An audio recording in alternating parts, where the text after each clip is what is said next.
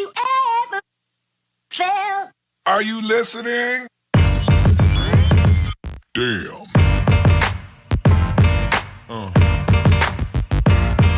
Yeah.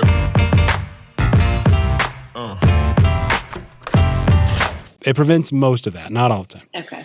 I did Fair have enough. an entire podcast where we had to re-record, like the whole thing. But it was with an actor, which was good. So I tried my best to fake like I hadn't had that conversation the day before. It's like, oh my God. Put your acting skills to test. Yeah, like your surprise face, like, oh my, what do you mean? Like, no way. That's amazing. It was a trip, you know, but he was adding to it like more flair. He's like, there was enough flair in yesterday. I was like, okay, here we go. So, Fair enough. well, Zamia Cohen, everybody, welcome to the show. Thank you so much for being on. Thank you so much for having me. I know we don't really know each other. We just had our first legitimate conversation, sort of pre-show. And I think like a lot of people have sort of met each other through some iteration online or another. Ours, I think, happened to be a bit of a mutual relationship between Tate Fletcher. Yes. And it was like started spiraling, and then we just started kind of communicating on each other's posts and liking and sharing. And then I saw the other day that you were on a podcast, and I was like, awesome, because it's really strange. As much as a lot of like my close friends, a lot of my online fan base and friends love being in front of their camera, like in a selfie status. Right. It's like there is this underlying fear of being on a podcast and like long form in front of a camera, and they're just like, I can't do that. No, like, what do you mean? So, so when I saw that, I was like, hey, she's willing to do a podcast. Let's go. You know. So yeah, I mean, for me, they're not always like visually recorded, which is a different story, but for me, at least, there's often, if information can be shared that's helpful to somebody. I mean, I'm definitely in the industry of service, so even if it has nothing to do with what I do for a living, if we somehow help somebody, it's worth it, even if I'm uncomfortable for a little bit. Yeah, no, absolutely. And so, and that's one of the big things. And so, a few months, so it's probably been 8 or 9, probably pushing 9 months ago, I sort of had this like realization one evening, and I've told this story on this podcast ad nauseum, but my wife and I were in Denver. We were at a comedy show, had an amazing night, drinking, tearing up the town. It was so fun. Woke up the next morning, and it was like, I kind of was like, I don't want to drink anymore. You know what I mean? And then I didn't go scorched earth on anybody. I didn't ruin my marriage, nothing like that. It wasn't a, rock bottom moment. It was like, this is the way to kind of move on past this in your life. And, I've since sort of started this journey, because for me, with having like a very addictive personality, stopping or quitting drinking wasn't enough. I had to do something else, like put another skillet in the fire. And so it was like, okay, well then I'm going to start working out again. And then I got really, really into, heat therapy and cold therapy, and just sort of started going down this road and did, like an all meat diet, and so it's been really interesting, because I think it's like seeing that like the red truck theory, right? When you want to buy a red truck, you've never seen one on the road before, and then all of a sudden it's like you see a damn red truck everywhere you go. Exactly. And it's weird. It's like when you're putting that out into the world, these people that are of like mind, they sort of kind of start to just come into your purview out of nowhere. Like it feels like sometimes out of thin air, and you almost like start to draw from what you're seeing, and it's like, well, I didn't find you. Like, we didn't know each other from Adam. Right. But then I start following you, and I'm like, what she's doing is very helpful to the world. You know what I mean? Like, just, it's just always been strange to me that when your mind really sort of gets narrow and focused, it also broadens on the other side of that wall that you've had there for a while.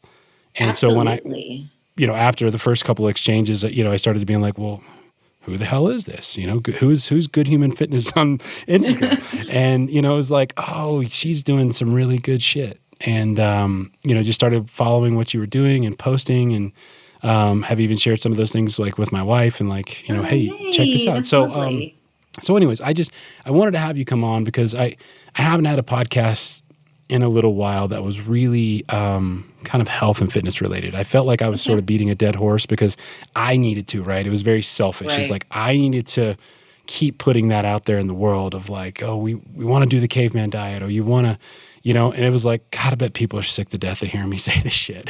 So, well, possibly, but also I think, especially in the realm of nutrition and training, movement, exercise, health, there's also so much dogmatic fill in the blank topics around it, right? It's like, oh, you have to be carnivore. Oh, you have to be vegan. Oh, you have to power lift. Oh, you have to cold plunge, right? It's like everything. Why does it have to be this or that also, right? It can be some of it. It can be both of it. It can be fluctuations between them.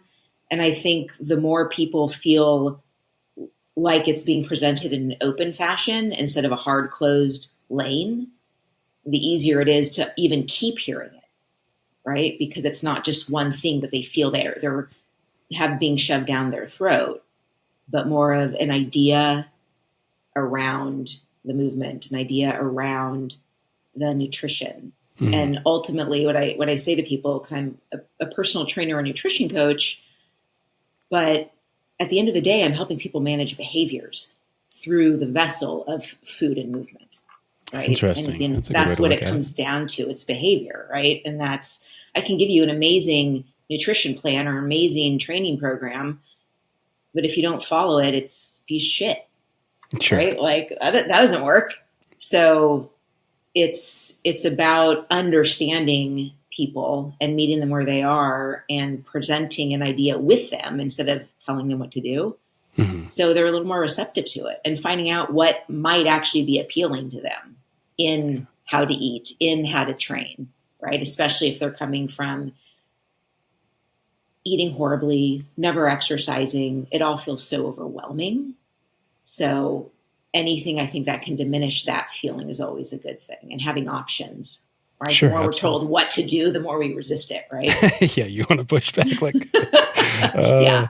And that's the worst in this kind of, I keep saying this journey for me because I don't think that it's ever going to stop, and honestly, I think Tate of the few people I know he's a damn wordsmith, and the guy, he can articulate something so well. I hear him say something and it just like, it just blows me away. And what he had a very interesting take on the journey, right? He's like, look, man, when you were 20, that train was moving. It was cruising right along. And then you fucked around and you kind of got off the train and you got back on when you were 30. And it wasn't that big of a leap. You got back, but that train had still kept going. He's like, every time you derail and get off that and you try and jump back on, you're not jumping back on that train where you left it. It's continued to go. So it gets harder and harder. So instead of having this ebb and flow of, being good and then fucking off and being good and being diligent, and then hitting rock bottom, and all of a sudden you're 40 pounds, you just have to maintain. It has to be a behavioral every single day. And that's honestly the hardest thing for me is to, it's like I'll have 6, 8, 9 months of doing really, really good. And then there'll be like this weird slip up moment. And it's a day or it's 2 days or it's 2 weeks. The next thing you know, it's like 6 months later and you're like, well, I've really slacked off of working off. I'm still doing the sauna and the cold plunge. But you're absolutely correct. It's maybe I don't know that it can't be just me. Everybody wants to say it's not just me. But No, God, no, it's not. Okay, first of all, we're human beings, right? Yeah. I think what I will say is a fair amount of stuff right now, but all about that. And this is, I think, part of the challenge most people have, especially initially, and is that there's this idea, of it has to be perfect, right? Which, wrong. Nothing's perfect, right?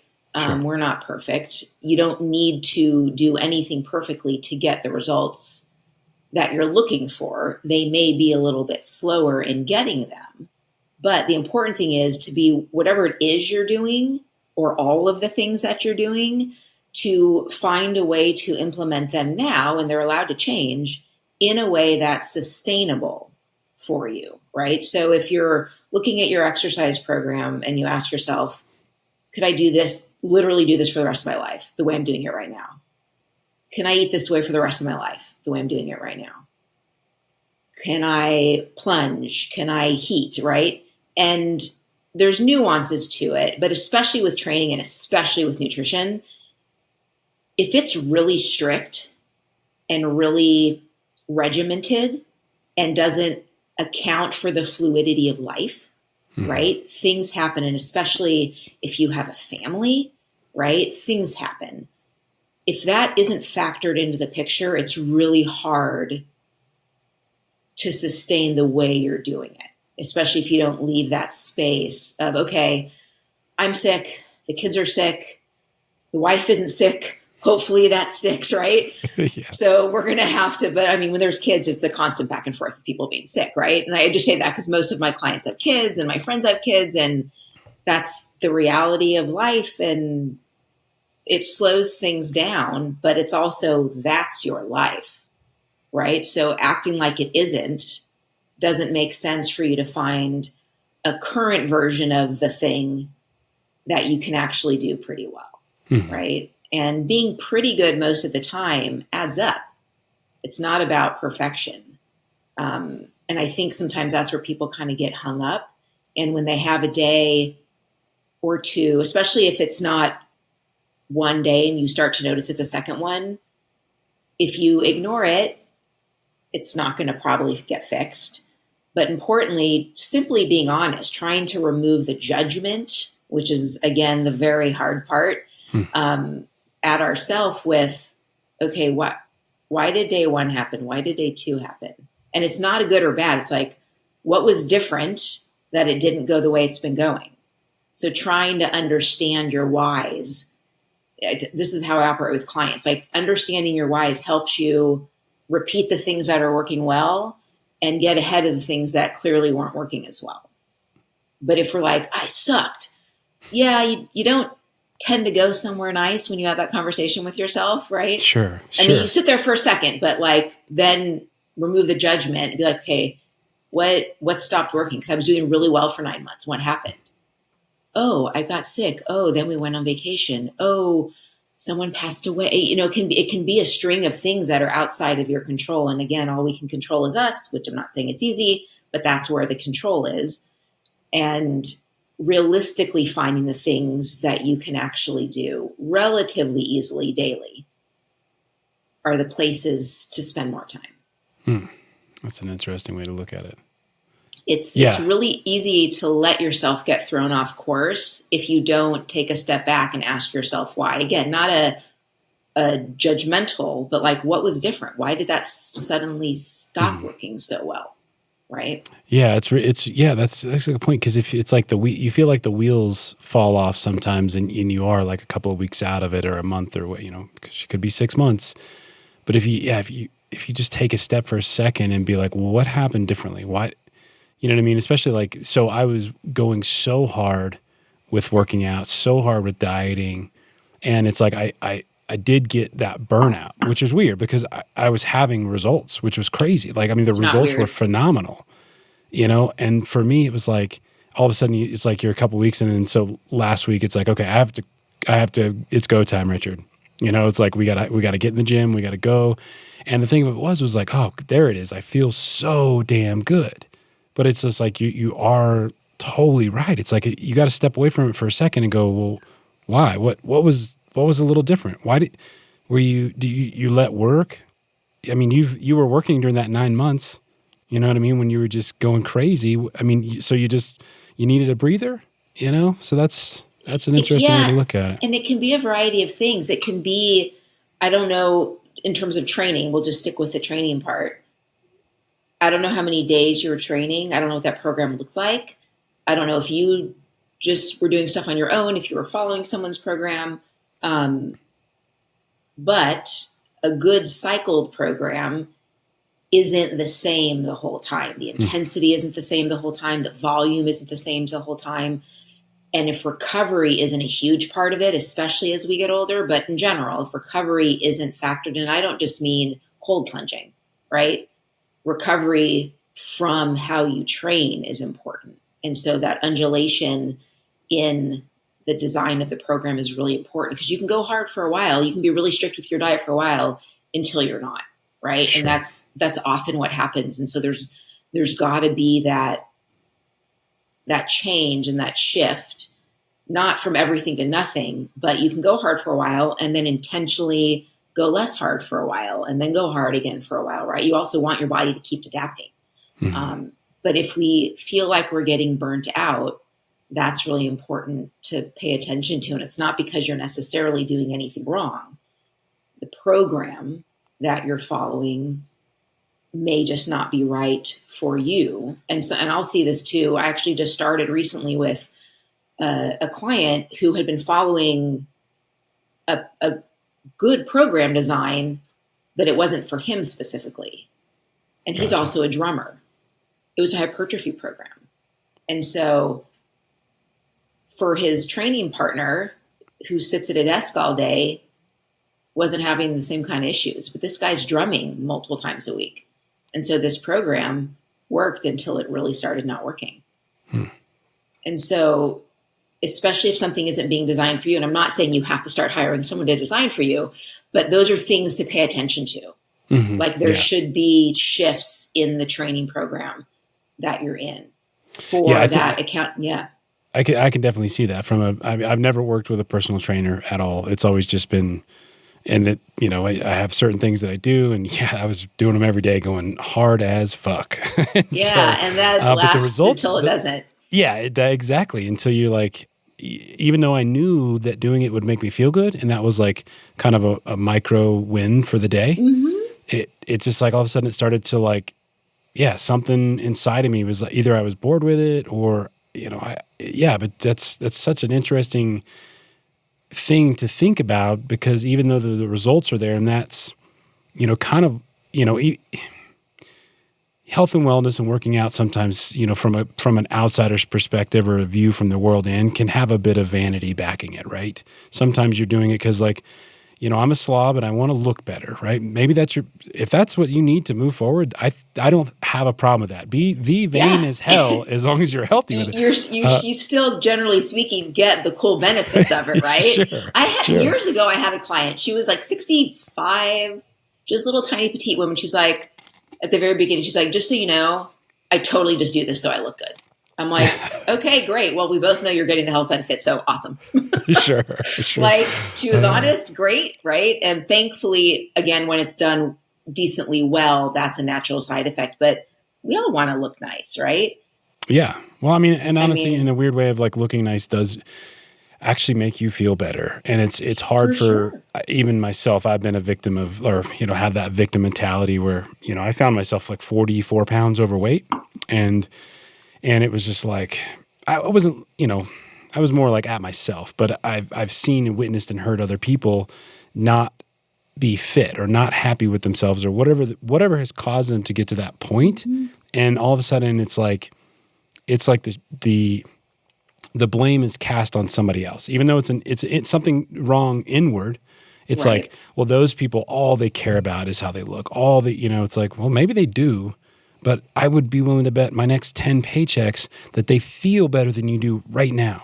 I'm not saying that going to the gym is going to help your problems. There may be some deep-seated things you need to work on, but it's not going to hurt your problems, And I think that's often when we shift accountability to somebody else in whatever the topic is, it's usually, not that I'm a therapist, but I just play one on TV. But it tends to be a deflection, right? So we don't actually address our own stuff. Sure. And it's hard. And honestly, I often like getting those people as clients. Like if they get to me, we're in a good place because they've decided it's worth spending some money to work with me. They at least have gotten themselves that far and committed to that at least. But it's also an industry, I think, that it's so easy to feel shamed, whether you're skinny, whether you're overweight, whether you're too muscular. I mean, everyone's too something, apparently, right? God forbid we're just human and doing the best we can. in a world full of so much information, people don't know what to do with it. Gotcha. Right? And so I do, all my work is one-on-one for that reason. Like there's tons of great programs that are group programs out there for nutrition, for training that work great for tons of people. That's awesome. Those aren't the clients that I want. Like I want the people who it's a little more. They're willing to do a little more of the work and have the conversations, sometimes with me, but more so with their self about why they've had to come to me for help.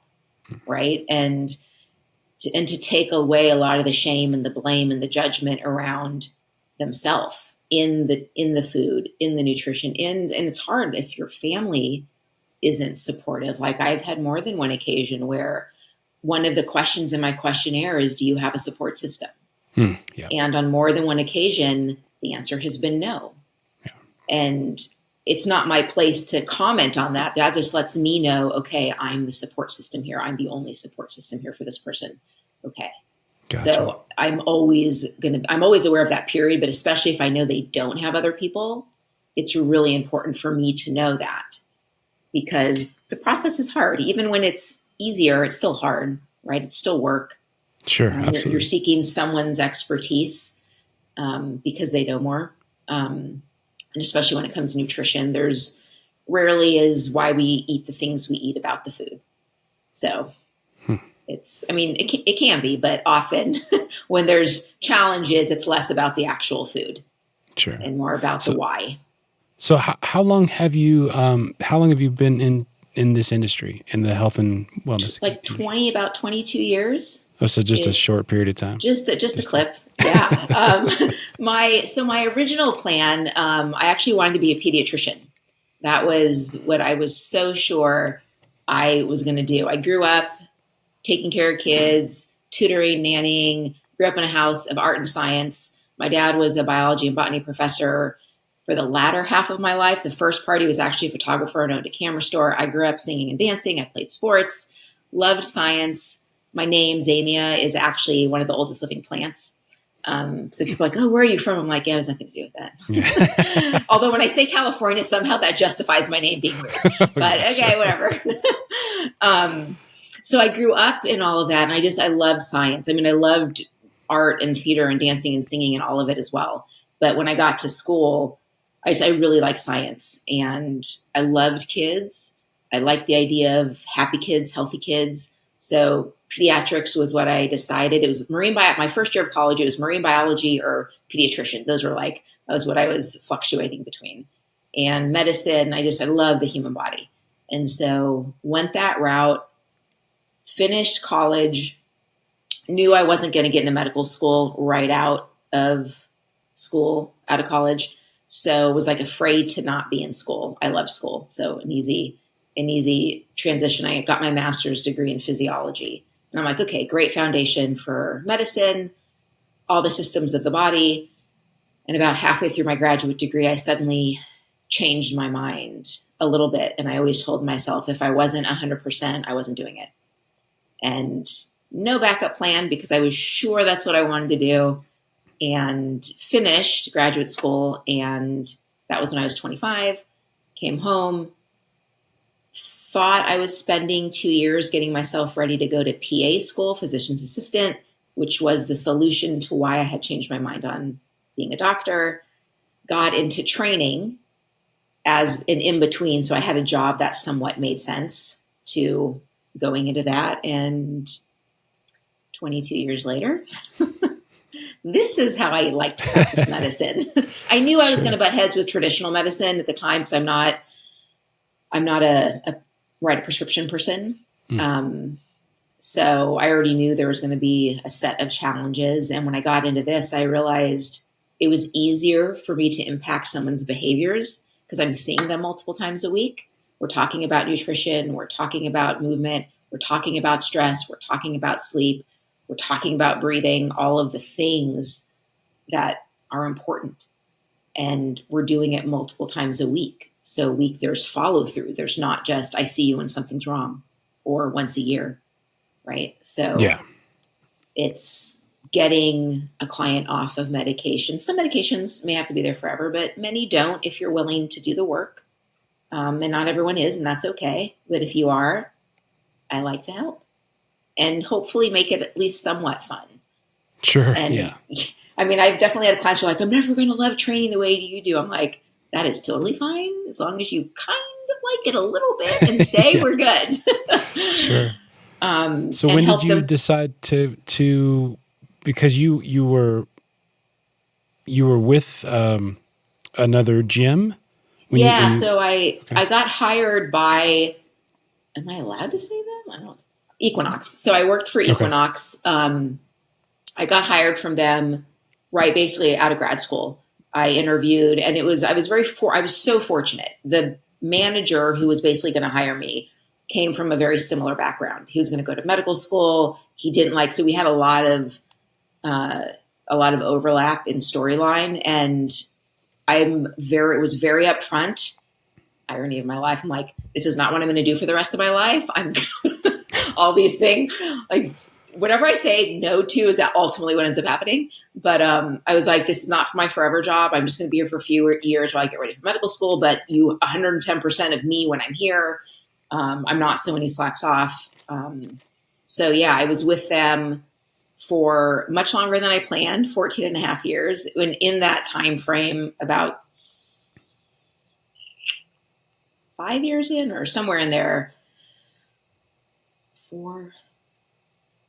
some time frame, I was like, what's happening, Zamia? Because my dad, who's no longer alive, but at the time he was, he's like, what's going on with PA school? Is that still happening? I was like, oh yeah, it's totally, I'm still going.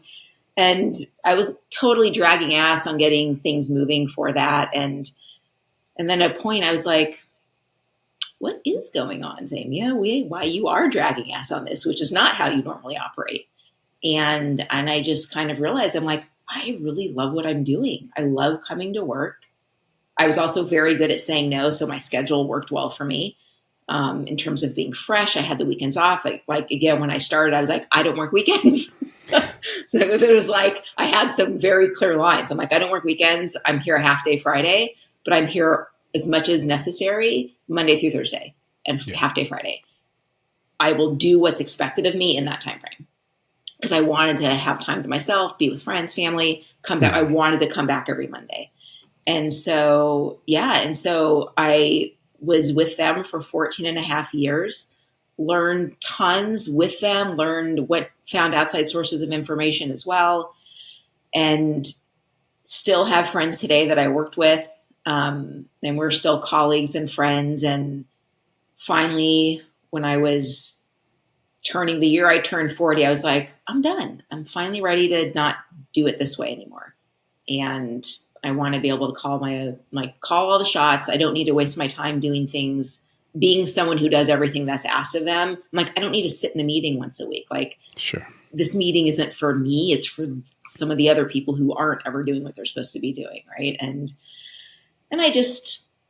things were shifting with how they were operating. And I was like, it doesn't line up with how I want things to be for me.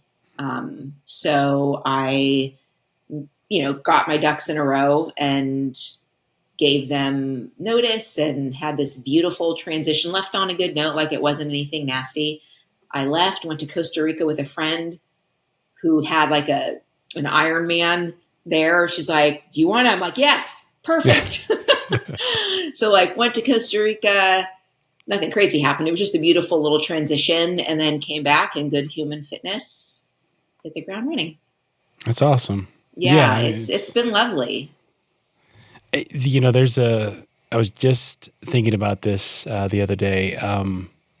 Really, I don't know why my brain is wired, but I just cannot work for anybody else. Like I can't. I've done it.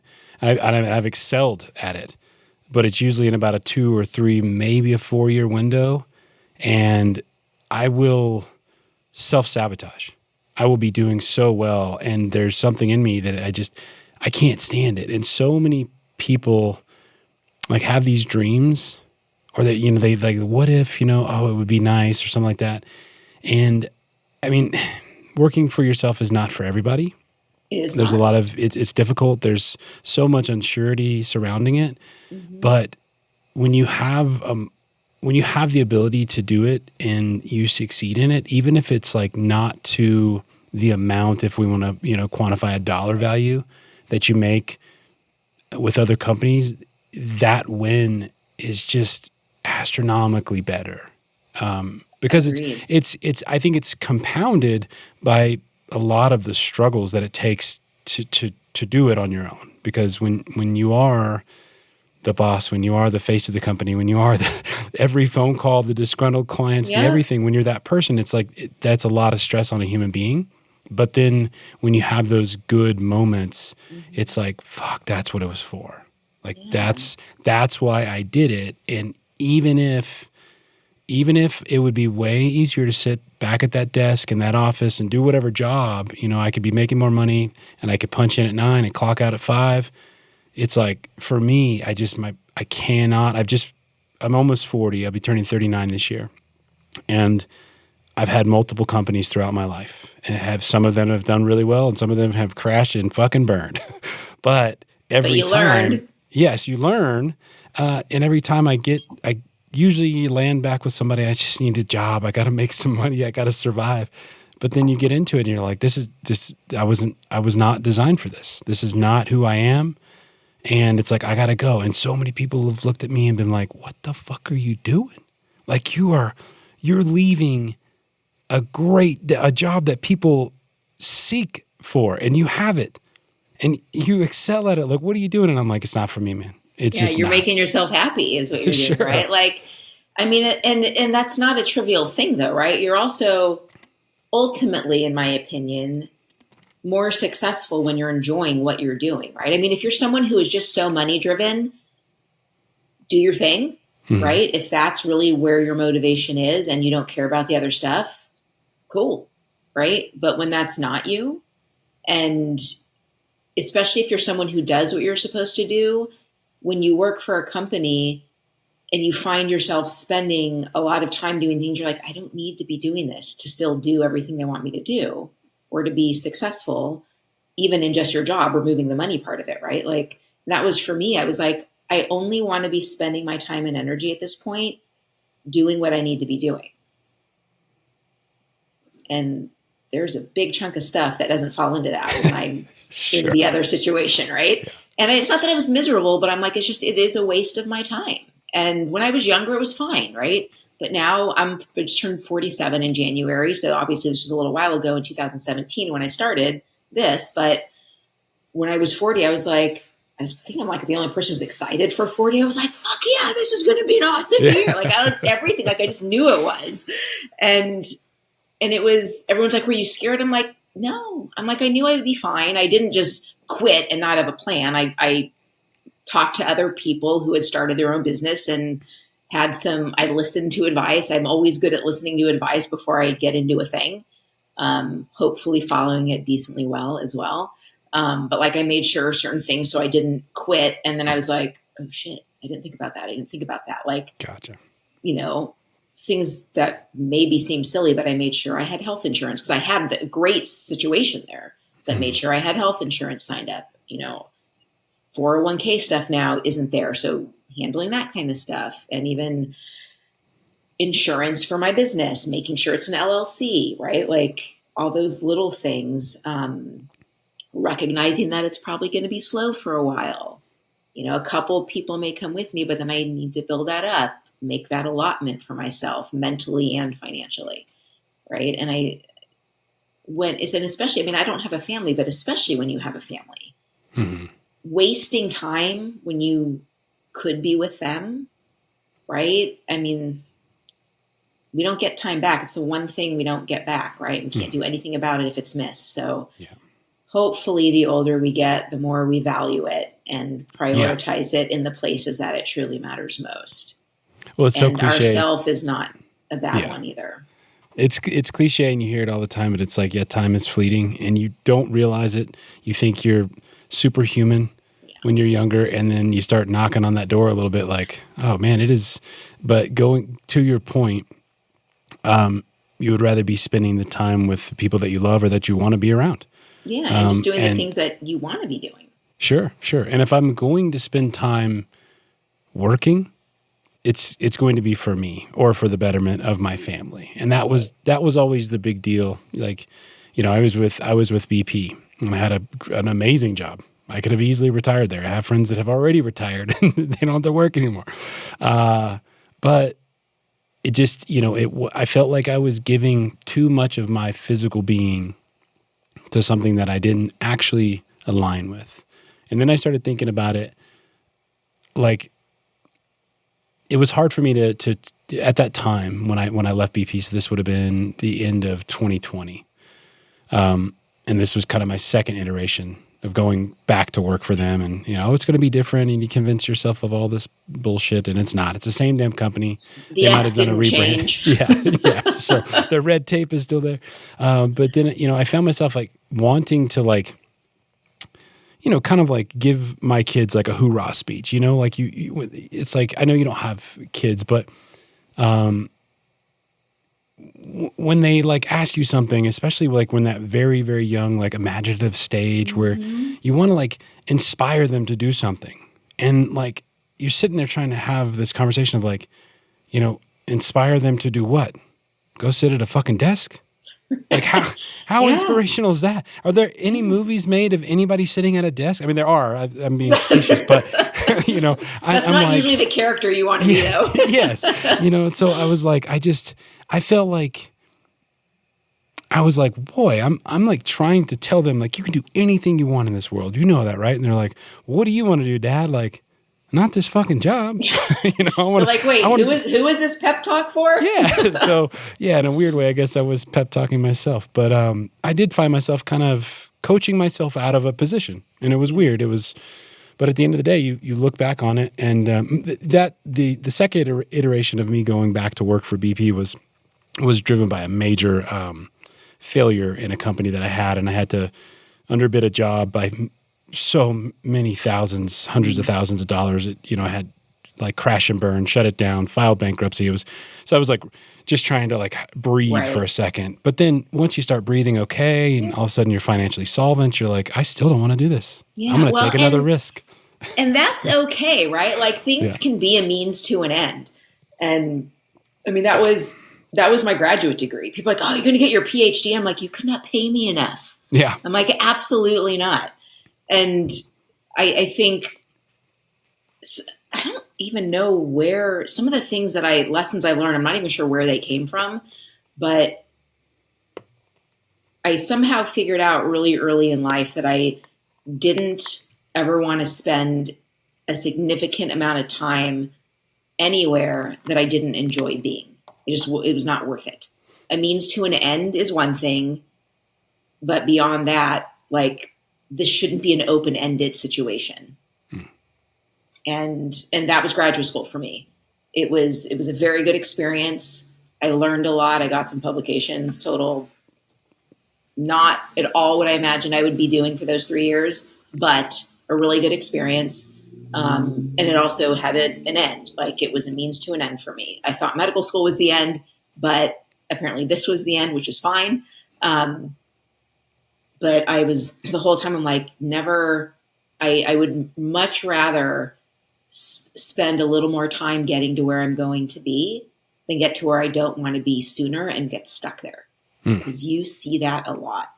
And especially with a lot of the clientele I used to have, it seemed like too many of them were in that situation where they financially were very successful. And it started early, which is why they were doing so well. But they just didn't always seem all that happy and didn't feel at that point that they could leave. And whether or not they had built a life around and maybe especially the money of that scenario. I think sometimes both, and, you know, like, and especially when there's a family, that's a whole other level of challenge, right? Because it's not just you that you're taking care of, even if there's two incomes. And that's always been my advice. Even when I was graduating college, I remember speaking to freshmen and just like, that was my message. I was like, I don't really know if this is what the faculty want me saying to you guys, but Much like why I would never have been a good membership advisor at the gym, because I'd be like, listen, is it worth the money? I don't know. What's important to you? Sure. Like, it's, but it's like, take the classes. If you don't like it, sweet, finish it, move on. Don't take that subject again. Like, are you going to know what you want to do when you get out of college? Probably not, unless you know you want to be a lawyer, know you want to be a doctor, something along those lines. Probably not. Follow the path of interest of classes, and you might find something you're like, ooh, that's really interesting. Let me go a little more in that direction, right? And I'm such a big advocate of trying the things. And much like in research, though it's never the answer someone wants, no is still a piece of the puzzle, right? No, I don't like this. Okay, check, moving on. You don't need to go that direction anymore, right? That's still part of your puzzle of life. Yeah. And so going in the direction of the things you feel drawn to or you try and really enjoyed, cool. And I think, totally kind of going off on a tangent here, but I want people to be as happy as they can be and feel like they have the choice, even in the stuff that they do with me. Like, it's important. And I'm going to totally come full circle with this. Nutrition is a perfect example of you want to enjoy what you're doing, right? And people like, when it comes to food, well, I'm like, you don't have to eat any way you don't want to eat. Given the changes you want, these are the things I would recommend more or less of. How do we incorporate this? Like, it's got to work, right? It's got to be sustainable.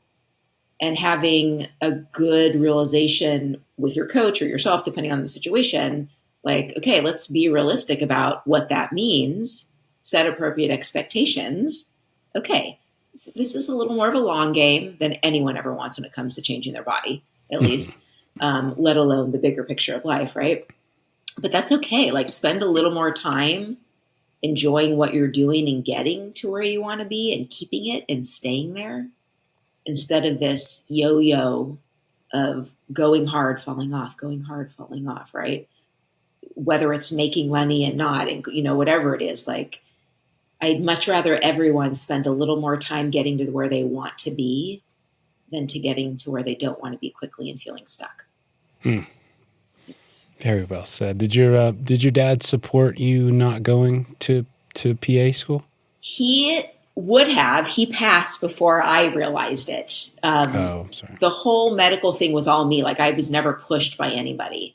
Okay. I thankfully was always very supported in whatever, be happy, be able to take care of yourself. Those were kind of the guidelines. More than anything, I don't think he would have cared what I did. I'm sure he loved that I love science, since that was a big part of him. So we got to bond a lot over that. I definitely got my dad's eye with photography, which is kind of nice. This picture, I don't know if you can see it behind me. It's hard to tell. That's Montana from a road trip I took. Yeah. Nice. It's a lot of my photos that are stuff I've taken, and I know I got some of my dad's eye, which is beautiful to kind of see. And even people are like, oh my God, you have your dad's eye. I'm like, yes. Yeah. So he didn't know, and he didn't really care. He just wanted his kids to be happy. That's good. Happy and be able to take care of themselves. So, do you think wherever? Do you think that, like, I guess my parents, growing up, I'm just trying to think. They were never like, do good in school, get a good job, marry the right girl. They were never. Right. That was never. I think they were still sort of figuring out life when I was growing up. But I did have friends that their parents were very much like school, then you go to college, then you get a job, and then you get married, and then you have, it's like, it's all, this is part of the American dream, the plan, right? And I wonder if that type of mentality or I guess parental guidance is kind of waning in a sense, because we're having a younger generation. I'm just curious. Like, it doesn't sound like you were raised like that. It was kind of just do what you want to do as long as it makes you happy. I was raised similar, just no staunch like do this, do that. But Right. I just don't hear people being like well, my parents said, so it's less like, I wonder if it's going away. It's just interesting. Yeah, I don't know. I mean, in some ways I feel so far removed from it. I think some of it is very cultural. Like, it was interesting. A number of years ago, I went and spoke at my high school to the sophomores. It was usually their stuff for juniors and seniors, but this was like a sophomore career thing. And again, I'm like, I'm probably saying what they don't want me to say, but whatever.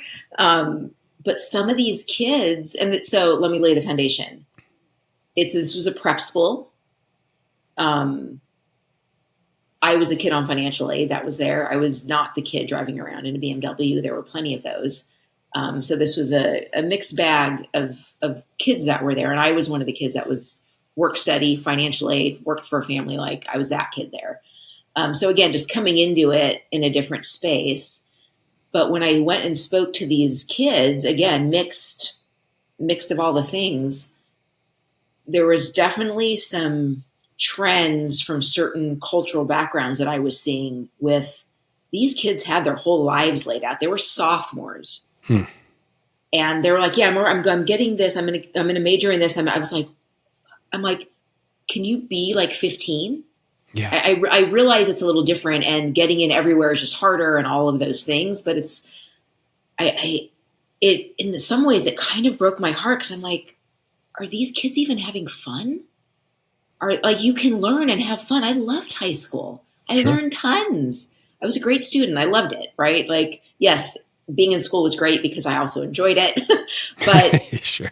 And so again, even the conversation with my dad, I'm like, I loved school, so he probably didn't feel the need to even have to say it, because I was like, so I'm going to study this. Like, but I also had fun, and I had breadth to all of it too. Like, I wasn't, I guess, thankfully, I grew up in such a balanced house of art and science that I felt very free to explore all of the topics. I definitely had things I liked more, and I wanted to major in biology, but I also took a singing class when I got to college. I actually wanted to minor in dance, but that was totally out the window where I went to college. But I got a dance class in, and I took English classes, and I took a music class, and I was still majoring in science. I mean, on paper, I was a total science nerd. I majored in biology and I minored in chemistry. I mean, it doesn't get more science nerd than that. Sure. But like, I was still being the age I was. And like, it was definitely interesting when I did that thing at my high school, because I was just like, wow, you guys are sophomores and you're like already 25 in your head. Mm-hmm.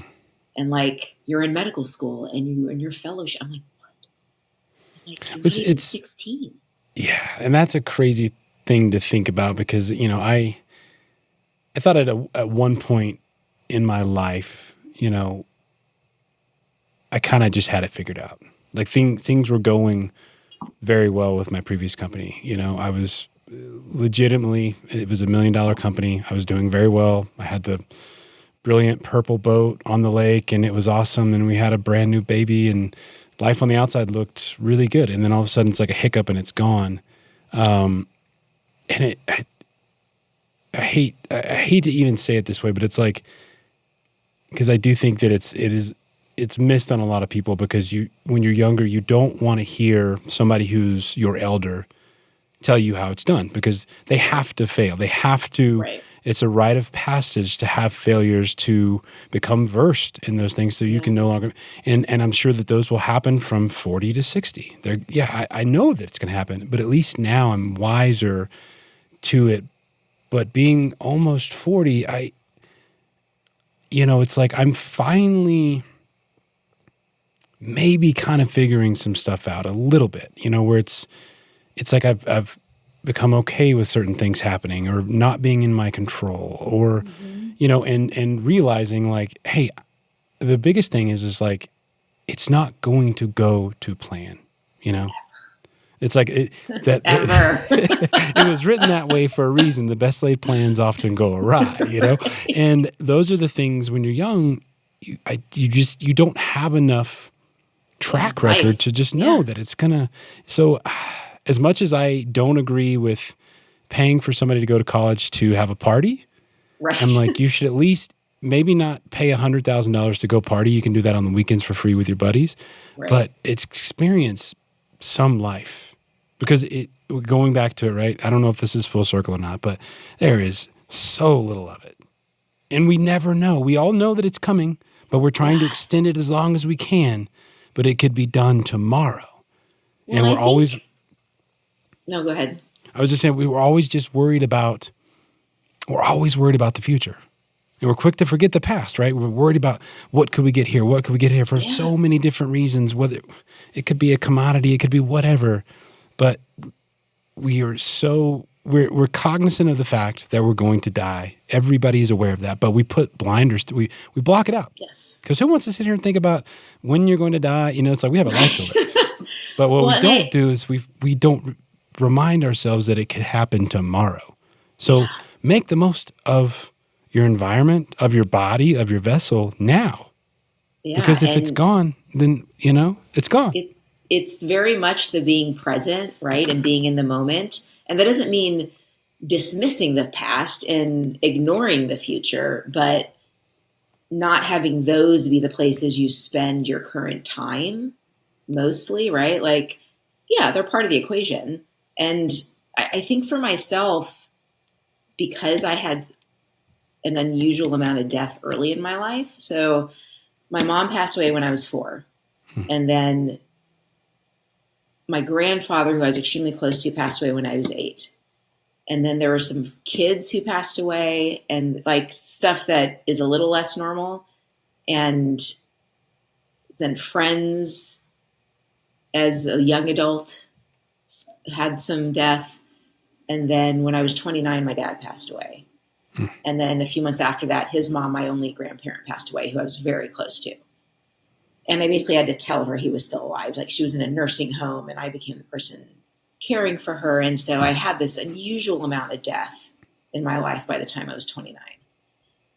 And I can't help but think that partially because of that, and just however I'm wired, because I'm clearly a very positive person, and that's great. I wish I could share why, but I mean, it's just, people ask me, like, why are you always so happy? I'm like, why are you always not? Like, I don't know what, like, what's I think we are wired a certain way. Right.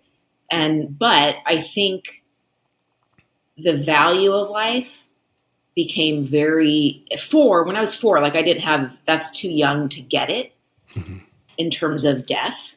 And thankfully my dad was an amazing single parent. Like, he raised 2 kids, and so much love, so much support, and found other people who were lovely that have been in our life. And I think I just very early on had this sense of appreciation for life, and that it is short, and it can be. I grew up in a house of I love you and hugs too, which I realize is not everybody. And I'm so grateful for that. And I think just a combination of all of that, like I just at a relatively young age started having this awareness that a lot of things didn't matter, that maybe you don't think about in that way at that age. And even something as seemingly trivial as getting into college, like, I was getting rejected everywhere I was applying. And I was like, I mean, okay, what am I going to do? Right. Like, so I don't need to get into the story of why that happened, but cleaned some stuff up with my application. I went into my college counselor and I was like, who still has openings? Where can I apply? Like, I'm like, a year from now, this isn't going to matter. I'm going to be somewhere. It's going to be fine. Like, everyone's like, why aren't you freaking out? I'm like, there's something I can do about it. Like, yeah. So I need to do that thing, and I'll be somewhere. I'm not stupid. I'll get in somewhere. And even if it has to be a community college, I'll start there and then I'll transfer out. Like, I'll be somewhere in a year. It won't matter. And, I think there's something to be said for being able to get there sooner. And I realize, like, you can't force that on anybody. But I do think for myself that given all of that death, there was this weird, beautiful kind of overlay a little sooner than often is the case with what matters and what doesn't, and saying I love you. And not, I mean, sure, there's stress and there's worry, but I somehow realized to not spend a lot of my energy there because it didn't do anything. Sure. And maybe it's also because my grandmother was like the biggest worrywart. And like I She- recognized that really young. She did enough worrying for both Oh of my you God. guys? Yeah. I'm like, okay, don't be like that. It doesn't do anything. She's just stressing everyone out. I love her to death. We had an amazing relationship. But I was always very aware of that, even as a kid. And, and I think sometimes recognizing those things that don't seem good at a young age and you're able to somehow figure that out is helpful. And I think just because of all of that death, it's somehow just made me realize a little earlier, okay, what matters, what doesn't, what can I do about this? If I can't, okay, out of my control. Right. And I love you. I'm hugging you. I'm coming to visit you. Right. Like my brother lives on the East Coast, and ever since my first nephew, who is 16, which is insane, was born, like I have two nephews. Ever since the first one was born, I was there for every birthday, and then 3 or 4 times a year total, I would visit. And once I became my own boss, I'm like, I don't want to have to fucking ask permission to go visit my family. Yeah. You just wanna Like go. this is silly. And if you're not going to prove it, are you kidding? So again, being your own boss, spending your time and energy where it means most to you. So like, that's what's important to me. Do I want to move back there? I love them, but no, don't want to move there, but that's what airplanes are for. And that's what matters, right? Seeing all of their birthdays, especially when they were younger. COVID was the first year I missed a birthday. And I think I was more bummed because at that point they were kind of like teenagers, but Sure. and I was like, oh, I've never missed a birthday since you were born. But yeah, I mean, I think if we can, and again, it's hard. There's so many more factors for so many people, and it's not always that easy. But I think if we can, and I say this to clients too, I'm like, when you come to a space in life and a decision needs to be made about something, whether it seems kind of trivial or it's a really big decision, if ahead of time you can kind of answer some questions for yourself, what's most important to me? What do I value most? And at the end of the day, what am I doing this all for? Coming back to those answers, assuming you are honest in your answers, and those don't usually change as we get older. I mean, when you're younger, it's one thing, but as an adult, those are kind of relatively set answers. And I find that that can often help when you're having a hard time making a decision about something, because it can be something that in the moment you're like, oh, yeah, I want to do that. And going back to the getting off track, right? If you go back to that and you answer those questions I just said, or even just what matters most to you and what do you value most, if you come back to those answers, my guess is somewhere they weren't actually getting answered the way you want in that space and time when you kind of got off track. And it's not always easy, like, because the thing can seem in the moment like a good thing, but if it's actually pulling you further away from whatever your goals are, even if it's just like a body goal, let alone your values and what matters most to you and why you're doing life, right? Often I think those kind of questions can be really helpful, not necessarily make it easier to do the thing you want to be doing, but at least be like, oh, does this action line up with those answers? Not really, right? And like, it's not always that clear, but I have found often that can be helpful, especially when you are in this space, but even in just trying to figure out why you got off course with whatever the thing is, coming back to those sometimes, and you look at the decisions that were made. And again, try to be judgment free in it. Were those choices actually resulting in those answers to those big questions? It's not, I mean, life is challenging, right? Life is all of the things. But I think if we can be honest with ourselves, right, and try to remove the judgment and find the people who support us, right, and the version of us that's there, even the version that maybe isn't always amazing, right? Because we aren't 100% lovely all the time, but having the people who accept us that way and we feel comfortable being ourselves with, right? Because we don't feel like we're going to get judged, but be supported. Yeah. I think all of that's so important to find that, even if it's just one person, even if it's just your spouse, right? Even if it's just your best friend, even if it's just your sibling. Hopefully it's more than that, but I think all of those things are so important. And I think this day and age too, I just feel like there's a lot of that lacking. Just And like I'm people totally supporting kind of one going another. off on tangent. Yeah. No, it's okay. Yeah. It's, I think it's funny because social media is such an interesting thing. And I'm not the first person to say this at all, but like in some ways we're more connected and so less connected. Right. And it's for me, and I think a lot of other people at this point, we've kind of found that recipe of dealing with social media in a way that works for us well, because amazing things can happen. You can meet wonderful people, right? Sure. And make connections that you never would have had otherwise. But it shouldn't stop here, right? Like if you really are friends with this person, it should be more than just this. And if it's not, don't put it in that category as that either, because then you're setting an expectation of association to it that it's not, right? And that just leads to disappointment. Well, and just like everything too, and I've only seen tiny glimpses of this with a little bit of success with this podcast, and it's not successful on the scale of others that really are successful. But there are people that I'm friendly with, but to your point, that doesn't mean we're friends, and they could be on the same the thread of people that I also know on social media that I'm genuinely friendly with, and that some of them, I've given them a physical hug.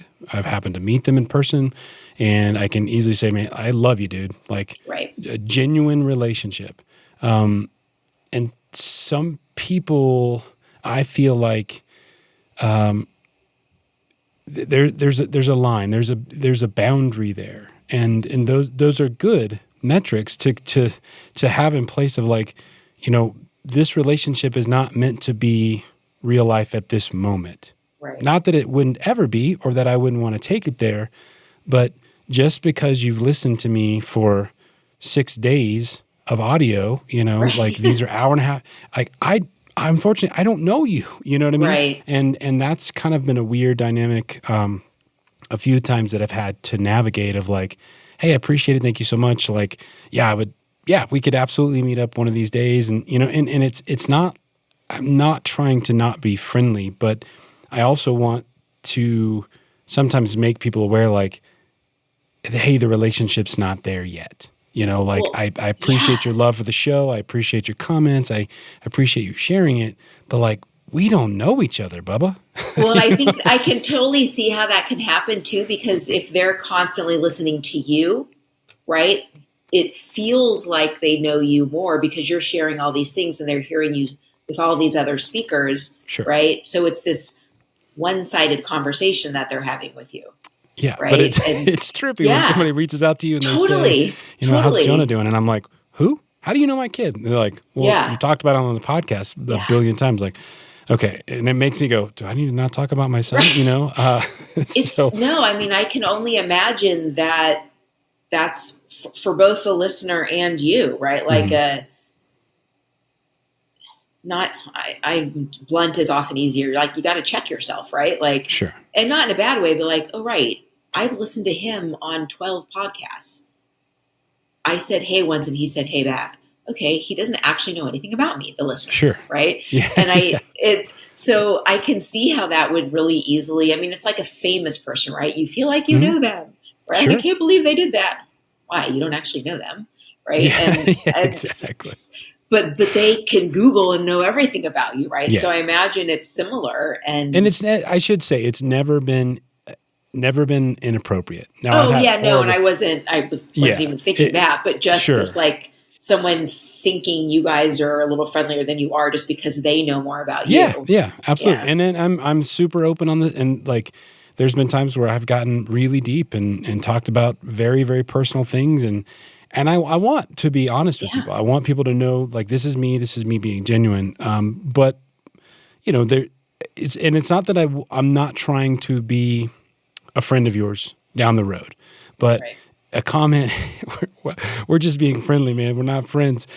So that's been a strange thing. And the other thing that has been wild with social media is that I have some legitimate dear friends in real life and on social media. And what I've seen is, like, now that we're getting a little bit of longevity to this podcast, you know, I think we're at 65 or something episodes, but you know, like, you'll have like day one fans that are hoorahing for you, and they're like, man, I love it. Everything's good. They share it. They like it.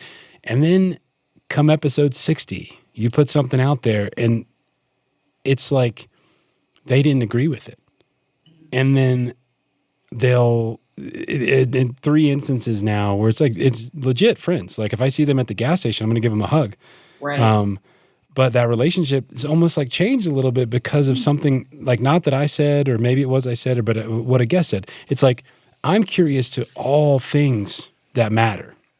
You know, it's like they don't align with it, and I'm like, I didn't ask you to align with it, and it's almost like I feel like if I'm putting myself into their perspective, they're looking at it going, well, I don't align with that. How could you let that be on your show? And I'm like, I'm the same.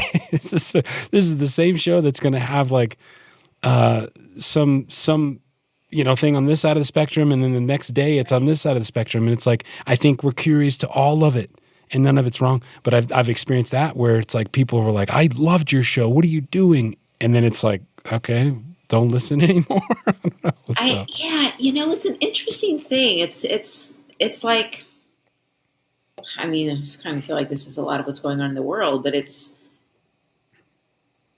people agree with you when you agree with them. Sure. Right. And the second you don't, suddenly it's not okay. And presenting an idea doesn't necessarily mean you're saying it's right or wrong. It's just a discussion too. And I think the healthy thing to be able to do is, oh, let's talk about that. Let's have a conversation about why that bothered you so much. Sure. And where I was coming from when I had this person on my podcast, right? Instead of just being like, nope, right? Fired. Yeah. Like, unfollow. Yeah. Like, literally, right? Like, And I mean, especially you know, if it's someone you know, like, has your track record been so bad that all of a sudden, because this was on your podcast, it's worth Sure. being like, I don't know if we're friends anymore. It's one of those things, like, it does affect you because you're legitimately friends with them. Yeah. We live in the same town, you know, and then you kind of got to go, okay, I guess, you know what? If that little 60-second clip or that hour-long episode with a guest that you didn't align with, or your beliefs were completely off, if that ruined the relationship, then I guess the relationship really wasn't that strong anyways. So that's kind of the perspective I've taken on it. And it's unfortunate because, you know, it's like if I have a friend in the world, like I know, like, if I know you just kind of casually and we're friendly out in public and I shake your hand or something like that. And then there's another level of friend where it's like, if I see them, I'm giving them a hug. Right. Wherever we're at, it doesn't matter. And so these three individuals were the second, right? They were the friend that you're like, I love you, man, genuinely. And I don't not love them anymore, but it's like, Right. I've kind of been like, okay, well, you know what? If I upset you, I do apologize dearly. But if that's how you want to go, then I can't control that, you know? And I also can't let that affect what the show, you know what I mean? It's just like, I can't just like put out a Survey Monkey every week and be like, you know, hey guys, what topics do we want to talk about? You know, Right. No, It's like, your show. Yeah. Yeah. I mean, So.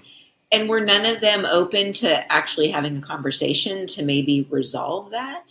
One of them was, but it wasn't it was through a DM, and it was like, but then I went, what happened is I went answered his question on the comments. So, okay, you know, I'm not going to delete comments. They stay live. They're public forever. So I answered it in grave detail. And then 2 days later, he deleted the comment section. So I was like, okay, whatever. So it is what it is. I can't lose sleep over it. Yeah. 10 years That's ago, I probably would still be stressing it. But anymore, I think it's like, hey, such is life. We gotta and move. I mean, and that kind of goes back to finding the people who support you, truly you, right? And I think especially this day and age, communication is such a lost art form between people, and being able to have a conversation that isn't an argument. Trying to understand somebody doesn't have to be an argument. Yeah. Asking questions to literally understand better is a good thing. And not even trying, I have a great buddy that we've got another show we're trying to work on the side, but, he's one of my best friends in the world. Some of the things I could not agree with anymore that he says. But, the thing I'm always trying to tell him is like, if I ask you a question and I disagree with it, it doesn't even matter to the world for me to try and convince you of the way that I believe about it. It's your belief. Right. And we're going to learn something if we just have a genuine conversation. But I'm not trying to change your mind or your opinion. It's exactly. Like, that's your belief, man. Have fun at it. And so that's the thing. I couldn't agree with you more, is that the art and the ability to communicate with another person is at times lost. Yeah. And it's kind of a shame. But that's one of the big reasons why, even though like so many people like make fun of this show and like, what are you trying to be, Joe Rogan? I'm like, no, I'm not. I never will be the guy, Like, I feel like people say that to like everybody these days. If you have a podcast, you're trying to be Rogan. But no, I do. I don't have a niche, and I don't want a niche, because my life is not like that. The real version of Kyle is not like that. I have friends from all walks of life, and they're all different. And the conversations I have with Joe Schmo over there is different than that. And so why would I want to be anything? Why would I want to come on here and talk about automotive parts all day, every day? Like, how I would not have boring listened, by the way. Exactly. So I'm like, why we're not this niche. We're not. It's meant to be more than that. And that but in that thing, in that realm of doing something that I think I enjoy, I understand that not everybody's going to like every single episode, and that's okay. But Totally. the only thing I disagree with is that, but that's what's being lost. If you can just tune out because you don't like this topic, then you're not understanding that we're trying to rebuild the point of conversation, right? That's what I'm trying to get at. And I think it's so, disagreeing doesn't have to have hate or anger behind it, right? You can, this is a silly statement to disagree and agree with, but like, I love turquoise and all things this color. Like, you actually hate it? Okay, I noted. I won't ever get you anything that color unless it's like a joke gift, right? Yeah. And I realize that's totally not important, but it's kind of a similar thing, especially where it doesn't change you as the person that they became friends with, right? I don't know what the topic was, but Sure. I'm assuming it wasn't something morally completely insane. No, I do want to talk because it was hilarious. So one of the topics was Mel Gibson, and we were making a joke. It was actually a missed reference from a guy that was, there was two people so there's three people in the podcast. And that when that happens, you constantly talk over each other. And they were both drinking whiskey. So it was a bad joke. So that went was really missed. well. So it was missed by one of the other guys. And it couldn't have been more funny. And the guy, somebody took it way too serious. And and then the other one, I was poking fun at tipping. I thought it was hilarious, and this gentleman did not. And I was like, okay, what do you want me to, like, I'm sometimes you can't get a guest in. Sometimes you got to do a solo podcast that's totally idiotic. And I thought it was, hey, let's all get a laugh out of me being stupid for a second. And it is what it is. Apparently. Yeah, or not. Oh God. So what? You said something a bit earlier about kind of. I can't really quite remember how you phrased it, but it was like I wanted to know if you kind of keep that element around yourself. Like you were saying that, you know, you're not always going to get to your end result, or you think that it's better to get to your end result. It may take more time than getting there faster. But what you said is that this is your end. So Good Human Fitness is your end, and you're happy with that. But what I was curious is that same thought and process that kind of led you to here, do you still sort of hold that? Because, I mean, in all reality, you have a lot of life left. Yeah. You know what I'm saying? So I think I may have been a little too definitive when I said that. I love what I do. I've never felt burnt out from what I do, which is not common in this space. But I also allow for the possibility of it to morph into another version of this. I mean, I don't think I'm suddenly going to pick some random thing that's totally not this, do that. Yeah. I'm not going to like have some 180 in what I do unless somehow traveling the world, hiking and tasting everyone's coffee is something I could get paid for. Unless that becomes a paying job, I'll probably always be doing something professionally, at least like this in some realm. It may switch a little bit, even from when I worked for Equinox. The version of this I do now is different in terms that when I was there, everything was in person, right? That's how it operates in that setting. And now, even in this version of this chapter of this profession for me, I do have in-person clients, but I also have online clients. Okay. In terms of not like a virtual session, but I design programs for people to do on their own, but still customized for them in their life, which is not something I ever thought I would do. But I added that in so I could work with other people and free up my time because I love to travel. And another part of my business is the microcurrent point stimulation, which is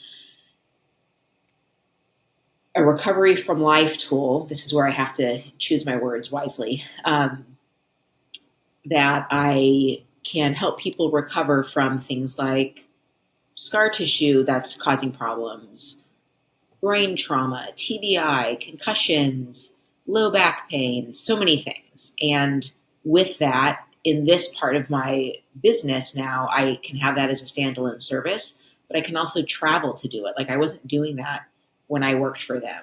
So like I've traveled to other states to visit friends, and we've had them help me find a bunch of people who wanted a session with this so I could help them feel better and help them with stuff that's been an issue. And I get to visit what does that look like? So the device or the... okay. That's what is it a physical device? Okay. So it's a physical device. Technically it's a TENS unit, but it's very, I should have brought it over. It's very different from what people are used to. Usually it's like a pad that people are familiar with. Mm-hmm. It's two devices, and it comes to a very fine point. And a lot of the protocols are based off of acupuncture points. So it administers a very, very low current that's very similar to our body's natural current. And it's very much about down-regulating our sympathetic nervous system and up-regulating our parasympathetic nervous system. So our body is in a state to heal. When you're sympathetically up-regulated, which is kind of everyone these days, right? That's where your fight or flight. So your body is, I don't want to die. It doesn't care about healing or fixing pain. It just cares about not dying. And so this is very much about quieting that down so the body is in a state to actually heal itself. And so it's amazing. And I get to travel now to do that. That was something 10 years ago, I wasn't even doing it. And so I definitely am open to the idea that how I help people live a better quality of life will shift and morph. There'll probably be always some component of this. The nice thing with that device is when I work with somebody, say I have low back pain, say, and so we do stuff around that. Given my training background and my nutrition background, if they're open to it, we can have a conversation about, okay, these are foods that promote inflammation. These are foods that don't. If you feel like changing your diet in any capacity, try adding more of these and maybe having less of these. Or if I give you one homework movement-wise to do to support what we just did for your back, is that something you'd be open to? Cool. Here's your one homework exercise, right? So it's this whole other venue of helping people. And physical pain, when we fix that, mentally things shift, of course. Drastically. Yeah, right. Are they micro sessions? Like, are they 30-minute, an hour long? They're an hour minimum generally. Sometimes they're longer. So in that part of my business, I have a pro bono group of folks who are active military veterans and first responders. And so often with them, those sessions tend to go longer. Okay. But like I have a friend who is a veteran and like I've done concussion on him. And I mean, everyone, this is by no means limited to that population, but so many people have gone through concussions. And unless you've had like a significant one that doctors deem worthy enough to diagnose and label, people don't do anything about it, right? Let alone if you have. And a lot of what's out there isn't easily accessible, either physically getting to or financially for the average person. And so this has been a beautiful thing for me to help people with who under other circumstances didn't know how to help it, didn't have the money to help it, didn't have the access. And it's not really painful. There can be moments of discomfort, but overall it's not a painful process. And in the moment, you generally notice a difference. So especially for somebody who's been kind of living in a state of accepting their life is going to be with this pain, to have that pain diminished or removed, even if it's temporary, we know it's changeable. Sure. Right? If we got it to be less or we got it to go away, it clearly isn't something you have to live with forever. It's a little more complicated than just this one session probably, but it's changeable. And that for someone who has accepted that it's their forever life is huge. That's got to be such a weight to just see come off of people. Wow. And we hold, this is going to seem woo-woo to some people, but pain holds emotional trauma, right? There's always a connection to that. And I've had so many sessions where tears have happened. And my job and goal is to create a space for anyone that I'm with in any setting, but especially in that situation where they feel safe, they feel like they can trust me, they can trust themselves, and they can be open to do, say, whatever is needed in that moment. I've had people share things that, especially I had a veteran who shared something with me. He's like, my wife doesn't even know that. And tears, there's a lot comes out when you start addressing, especially in those populations though, why these injuries are there, right? Often it's been a loss of life of a brother, of a sister, right? At war, things like that. And so much when we hold emotions and feelings and we don't address them, it literally can create physical pain, aside from the actual physical pain from a traumatic event of some sort. But it's just so powerful to get somebody not only out of pain or in less pain, but to feel safe enough to talk about something, right? That is part of what's holding them back. And I had one friend tell me I was going to stop training and doing nutrition and just do that for the rest of my life. And I'm like, I doubt it. I'm like, you never know. I have learned to not say never. But like that became a new part of my practice. And once I became my own boss, it could be a thing it's on its own. It can be an in session with a training client, but it's allowed to be its own thing now, which I love. Like I had a session with somebody who was just grieving the loss of her father.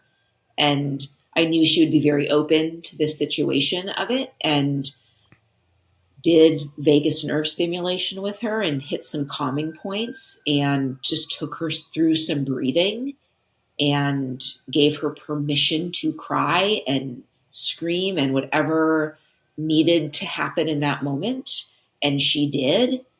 and it doesn't change the situation, but letting yourself process that is so important.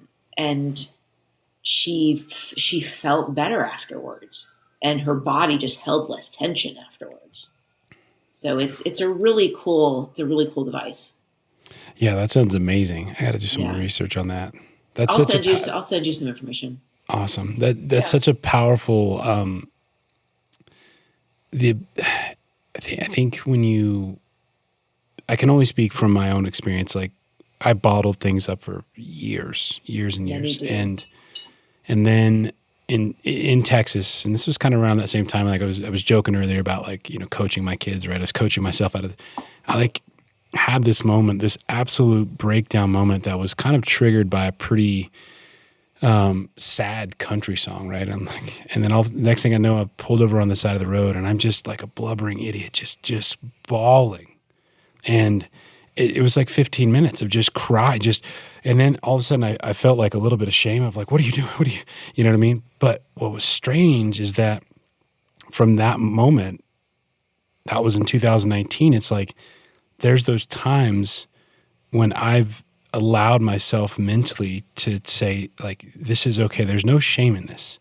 And when you can give yourself the grace to just be so vulnerable, even if it's in a bathroom, to where you just need to get that out. Like, I know that there's going to be guys that hear this, and this is not manly. Like, right? This is so far removed from everything that, but from a person that did bottle that up, when I allowed myself to be free with, I think, going down that path of being really vulnerable and honest with myself, and just crying. I don't know what the fuck I was crying about. It was a Ashley McBride. Yeah, it was crazy, and I still think about that moment all the time. And it opened up, I think, a cavity that I had filled up for so long, somewhere in my body, somewhere in my brain. And so now when I see things or I hear things that touch me, I can feel myself like getting to that state of like tearing up and crying. And I never would have done that for 35 years of my life, never. And so to hear you say, like, giving those people this space to just allow them the ability to go there and be comforting, and to be comforted from you, or just be accepted. That's a huge thing. And that's more powerful than I think most people, at least that I interact on a daily, give it. And it is something that I can't explain it to people, but once you're met with that decision of like, you're on the tipping point, I'm just going to let go, and I'm going to cry, and I'm going to weep uncontrollably. You leave that, and just finally you come back after those crazy, quick breaths, and you're like, oh my God, wow, I needed that. That was, it's crazy. It's such an unfortunate thing that we have created crying. And I'm not saying that, crying also can be very intentionally and strategically used, but right? Sure. But there's a reason. We are human beings. We have all of these emotions, right? And I've had this conversation many times with a lot of the veterans that I've worked with, and active duty too, and first responders, right? Time and a place, absolutely. When you are out there is no time or place for that, right? You've got to compartmentalize. You've got to do your thing. Like, life and death literally is on the line, and it's yours, or it's the person next to you, right? Like, lock that down. However, when that's all over, if you're not coming back to that, and I'm not saying you necessarily have to cry about things from that, but if you're not addressing what happened and the emotions around that, allowing yourself to go through that and feel that, because you can't feel it there, that makes sense to not let yourself. That just keeps piling up and piling up. And unfortunately, that's still a community largely, you're weak if you have an emotion. Right? If that, it's that conversation is slowly changing, but the number of folks that I've been with in a session, and because I've worked with enough now, I also, not remotely, I am very much a civilian, but I understand them a little bit more so that when I am talking with one, they realize I actually get it a lot more than they think, especially like, oh, the girl from California, she's all happy and smiley and like sunshine, right? I'm like, I fucking get it. Yeah. Like, there's a reason you're my pro bono population. Not everyone is designed to do those things. And someone needs to care enough about you when you come back, because a lot of who should doesn't, right? And now I'm going to cry.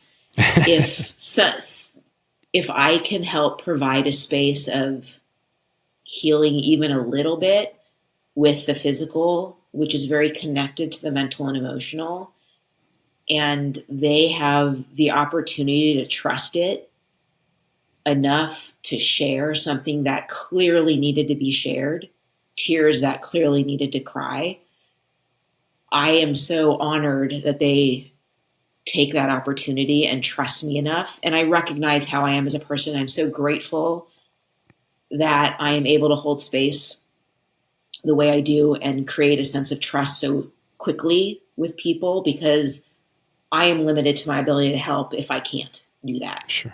The more they trust me, the more quickly they trust me and feel safe, the more they share, the more honesty they give me, the more I can help in return. And it's been amazing. Like, I also joke about this. I'm like, I wish I was just independently wealthy, because I would just love to travel the world treating my pro bono population.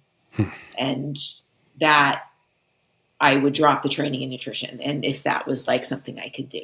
Sure. And not everyone's open to it, and that's okay. Right. But those who have been, it's been a beautiful thing. And that will just continue for me, and probably expand more. We'll figure out me coming to Texas. Sure.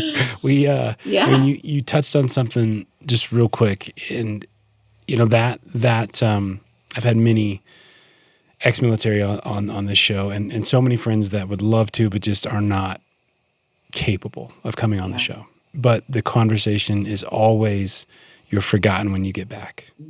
And those men and women are designed to be pillars that we prop everything on. And there's so much weight on those people. The one thing that I would love to say, if anybody hears this, is that we applaud you for believing that you have to carry that burden, like all the time. When active duty, not active duty, retired, whatever. But if you need to let go of that, there's nothing wrong with that. It doesn't take away anything from your nature. It's not a sign of weakness, and that's been a big thing, is like you said, is a lot of the people that I talk to, is it still is seen as weak. Yeah. But the ones that have reached out and gotten help from people, whatever treatment that's through, they see it with rose-tinted glasses. They're like, I'm not weak. I'm still the same person I was that I walked in the door. I just got rid of this burden for a second, and it made them so much more of a capable human being. So I love what you're doing with that device. I'm not trying to say it's more important than anything with the health and fitness, but I love hearing the fact that that's a big deal. And it doesn't necessarily have to be military people. I appreciate that. But yeah, like, God, that's hats off to you. That's such an amazing deal. Thank you. No, I absolutely love it. I definitely am trying to grow that part of my business, because it's also, so many people don't know about it. And it's not actually that new, which is the crazy thing. It's been around now for probably 30 plus years. But it's, since I can travel with it, like it's so easy, and it's not very painful. It's usually very relaxing. And And it's just to have people physically be in less pain, to just feel calmer. I worked on a friend who was a veteran, and I had worked on his back the first time. We were at this event that I go to every year, and I worked on his back, which was great. And the next year I was like, how's your back? He's like, good. He's like, can you do anything for anxiety? Not uncommon for that population to not be comfortable around tons and tons of people, especially when they're out of service, or even when they're in. So I literally, again, I said a lot of it follows acupuncture points. So I did the anxiety protocol, and I hit a couple of added calming points. He was good the whole rest until like into the evening and could enjoy himself. Right. And That's so like just that, yeah, like it's wild and it's beautiful. And everyone's like, it's magic. I'm like, okay. I'm like, I'm okay if you think it's magic. Zamia, do you have that magic device with you this time or what? Right? Yeah. Yes, I mean, I literally travel everywhere with it. Yeah. But especially that population, and just, I'm really grateful that I have trusted myself in the way that I do with being open. And it's okay if someone can't receive it. That's okay. I'm going to offer. And if they ever are, they know how to find me. And if they ever aren't, that's okay. They still know I care. It's always important for me that people feel that and trust it, because it's obviously, people say things all the time. But I do, like, if I can make someone's life a tiny bit better in any way, I want to, especially if it's something that's relatively so simple for me to do. Sure. Right? Give me 60 minutes and see what we can do. Right? Amazing. Let alone more than that, or more often, or whatever. Yeah. I've had friends who are like, you should go deal with the VA. I'm like, I'm not dealing with the VA. I'm like, they're the reason you guys are my pro bono. They're getting better. It's hard. I can't even imagine what they have to deal with. Yeah. But if there's any veterans, active military, first responders listening, like, please come find me. And I realize not everyone's open to free help. You have to be, and I get that. But even if you just have questions, I travel. I'm in Southern California. San Diego's not that far. Obviously, there's base down there. It's good for many, many things. And anyone who's willing to give their life for mine, ours, deserves the biggest gratitude I can offer. And saying thank you is one thing, but this actually lets me feel more productive in my appreciation and gratitude. Sure. Because it takes a special person to be willing to run into a burning building, right? Literally jump into the line of fire. Yeah. It's not for everybody. Well, God. Well, thank you so much. Again, like this is genuinely from the bottom of my heart why I love this podcast. Is like the vast majority of people, I don't know them from Adam when they come on the show. And then you have these conversations, and sometimes I'm feeling like, I don't want to do a fucking podcast. Like, got other things. Let me remind you why you are. Yeah. And then you have these type of conversations, and they just hit you in a different way. And it's like, that's why I'm doing it. That's why we're doing all this. And I hope you keep doing it, because someone will listen to this and it will resonate, right? With something you said, with something I said. And I mean, we are all human, and I say a lot of the same things a lot. We are not meant to go it alone, and not everyone has a lot of hands to hold along the journey. And finding just one, even just someone who genuinely cares or that you relate to, right? And you're like, oh my God, they actually get it. It's not just me, right? That's so valuable. Oh, well, thank you. Now I want to hug you. I'm such a hugger. Air hug. It's all good. Now I really have to come to Texas. I'm actually trying to get out there, so we will meet in person one of these days, and I will give you a big hug. We have to come watch the sunset down at the beach. Oh yeah. Oh yes. I want to. That I was telling you the other night. Like that's I haven't had the kids there. Yet. We actually found out we were pregnant with my oldest at San Onofre State Park in San Diego. So, Nice. or I guess just not San Diego. No, where's San? That's south. Yeah, it's definitely south, but I don't know Is if it's it- San Diego How south. far is it? Maybe a little before San Diego. I think it's just not too far south of Laguna. That area. Yeah. I don't know. California's a big one. You guys have It a is bunch. everyone. It's like, I don't know. It's so funny. People like it's either like L.A. or San Francisco. I'm like, there's a lot. There's a lot more than that. for sure. Now, all of it's. I don't even know what some of it is, but there's a lot of it. Yeah. Well, thank you so much. Thank you so we'll put much for everything in the having show me. notes. Absolutely. It's been my pleasure, genuinely. So, Thank you. Likewise. all right. We'll see you soon. Bye. Sounds good. Have you ever felt Are you listening? Damn.